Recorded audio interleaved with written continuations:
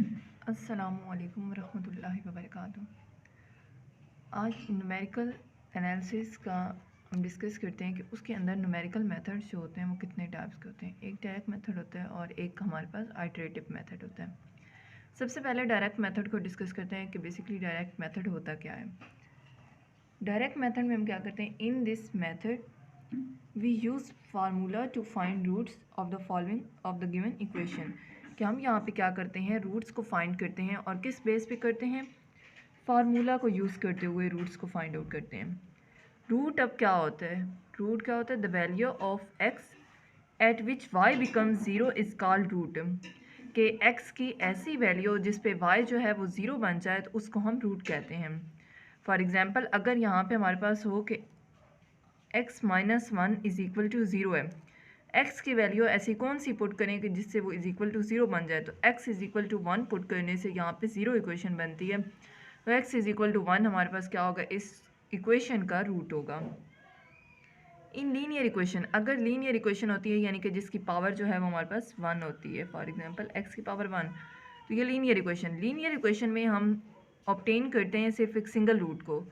ठीक है, एक सिंगल रूट हमारे पास ऑब्टेन होता है वहाँ पे, क्योंकि जैसे ये वाली इक्वेशन थी x minus one is equal to zero वाली, तो ये भी एक लीनियर इक्वेशन थी। लीनियर इक्वेशन में हमें कितने रूट मिले, सिर्फ एक सिंगल रूट मिला, एक ही वैल्यू x की पे जिस पे ये इक्वेशन जो है वो ज़ीरो बन जाती थी, तो वो उसका रूट कहलाया। तो लीनियर इक्वेशन में सिर्फ एक सिंगल रूट मिलता है। अगर क्वाड्रेटिक इक्वेशन की बात की जाए, क्वाड्रेटिक इक्वेशन क्या होती है, जिसमें x का स्क्वायर बन जाता है। कि अगर क्वाड्रेटिक इक्वेशन होती है तो उसमें हमें दो रूट्स मिलते हैं और इसका जो ग्राफ होता है वो पैराबोला टाइप का होता है। डायरेक्ट मेथड जो है, direct method gives precise answer infinite. Direct method जो होता है ये एक्यूरेट आंसर देता है कि इस इक्वेशन के कितने रूट्स होंगे। These method need no initial guess to find the root of equation. कि इस मेथड में हमें कोई भी खुद से अज्यूम करने की ज़रूरत नहीं होती कि हम ये चीज़ अगर लगाएंगे तो इस तरीके से इसके रूट्स आ जाएंगे। इनिशियल गेस की ज़रूरत नहीं होती। इनिशियल गेस का मतलब होता है कि हमने खुद से कोई वैल्यू अज्यूम करनी होती है। इस इक्वेशन के रूट्स हम किस तरीके से फाइंड कर सकते हैं, डायरेक्ट मेथड में बाय फैक्टराइजेशन कर सकते हैं, फैक्टराइज करके, जो कि आप लोगों ने 9th क्लास में भी पढ़ा हुआ है, 10th में भी बेसिकली, और 8th क्लास में भी हम मोस्टली डिस्कस करते हैं इसको। क्वाड्रेटिक फार्मूला भी हमने 9th क्लास में 10th में पढ़ा हुआ है। Synthetic division etcetera are used in direct method. कि ये कुछ मेथड्स हैं, इसके अलावा और भी मेथड्स हो सकते हैं जो कि हम डायरेक्ट मेथड में यूज़ करते हैं। अब ग्राफिकली रूट हम किस तरीके से ड्रॉ कर सकते हैं, तो रूट में हमने क्या कहा था कि x की ऐसी वैल्यू जिस पे y ज़ीरो बन जाए। तो y जो है वो x, जहाँ पे y ज़ीरो होता है वो कौन सा एक्सिस होता है, x एक्सिस होता है, जहाँ पे y ज़ीरो होता है, और y एक्सिस पे x ज़ीरो होता है। तो रूट में हम क्या फाइंड करते हैं, x की ऐसी वैल्यू जिस पे y ज़ीरो बन जाए, तो वो x एक्सिस होता है। अब x एक्सिस पे हम इसके पॉइंट्स को ड्रॉ करते हैं।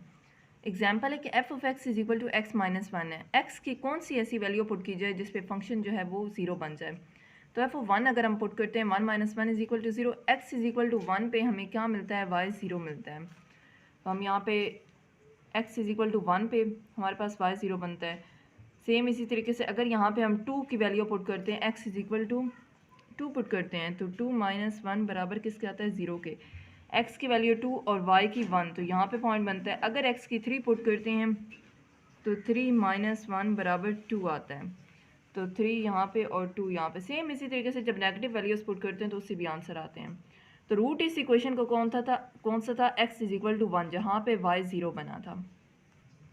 अब एक हमने डायरेक्ट मेथड को डिस्कस किया कि डायरेक्ट मेथड से हम रूट फाइंड कर सकते हैं। Second method is iterative method. Iterative method से भी हम रूट्स को फाइंड आउट कर सकते हैं। आइटरेटिव मेथड क्या होता है, स्टेप वाइज मेथड होता है। इसमें हमें आइटरेशंस करनी पड़ती हैं, इनिशियल गेस लेने पड़ते हैं खुद से, और फिर उसके बाद इसके रूट्स फाइंड आउट होते हैं। आइटरेटिव मेथड में इनफाइनाइट सक्सेसिव स्टेप्स होते हैं कि हमें नहीं पता होता कि यहाँ पे हम कितने स्टेप्स करेंगे, क्योंकि काफ़ी ज़्यादा यहाँ पे मेथड्स होते हैं जिनके थ्रू हम रूट्स फाइंड आउट कर सकते हैं। तो कुछ कन्वर्जेंट होते हैं ज़्यादा और कुछ की जो कन्वर्जेंस होती है वो बहुत ज़्यादा लो होती है। तो इस वजह से हमें यहाँ पे काफ़ी ज़्यादा स्टेप्स करने पड़ते हैं, infinite steps, which improve the approximated value, जो कि हमें वैल्यू तो देते हैं रूट्स की, लेकिन वो एक अप्रोक्सीमेट वैल्यू होती है, एग्जैक्ट वैल्यू नहीं होती, उसमें एरर आता है। If a function is continuous on a b close interval, अगर ए बी क्लोज इंटरवल पे फंक्शन जो है वो कॉन्टीन्यूस है, and f of a dot f of b, अगर इन दोनों की प्रोडक्ट ली जाए तो वो लेस दैन ज़ीरो आनी चाहिए। ज़ीरो लेस दैन कैसे आएगी? अगर एक नेगेटिव हो और एक पॉजिटिव हो तब वो लेस दैन ज़ीरो आएगी, क्योंकि अगर दोनों पॉजिटिव होते हैं तो तब वो ग्रेटर दैन ज़ीरो बन जाएगी, और अगर दोनों नेगेटिव भी हैं तो नेगेटिव नेगेटिव को मल्टीप्लाई करने के बाद भी पॉजिटिव आंसर आता है। तो ये कब पॉसिबल हो सकता है? ज़ीरो से कम, जब एक नेगेटिव हो और एक पॉजिटिव हो। Then root lie between a and b, तो फिर रूट लाई करेगा किसके दरमियान? ए और बी के दरमियान। And if F of a dot f of be greater than zero, और अगर वो ग्रेटर देन ज़ीरो आते हैं तो फिर रूट उनके दरमियान लाई नहीं करेगा।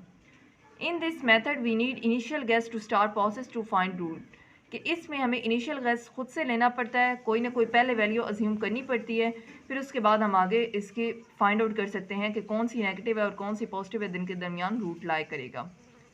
In numerical analysis, we focus on fastly convergent and accurate method.